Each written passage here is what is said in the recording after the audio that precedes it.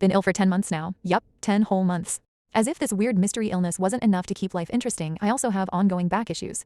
I have mild scoliosis and a few bulging discs in my cervical spine. Today's procedure was my third spinal procedure this year. So far, they've all had the same success rate as me trying to keep a houseplant alive. Absolutely none. This morning I jumped in a taxi because I was having sedation and couldn't drive home. I got to the hospital only to discover the entrance I usually use was closed, and the lift was broken. Honestly, at this point, I think the universe just likes to add little side quests to my day. So off I waddled to the second floor. By the time I got there, I was considering whipping out my asthma inhalers. Geez, I literally just walked up some stairs and I'm coughing like cotton. Can we also talk about urine samples? I know they need to check I'm not pregnant, but I have the bladder equivalent of stage fright. The second someone hands me a little pot, my bladder suddenly decides it has absolutely nothing to offer. And when I do go into the toilet, I'm thinking, something doesn't look right here, what the hell? There was no toilet seat. Just great.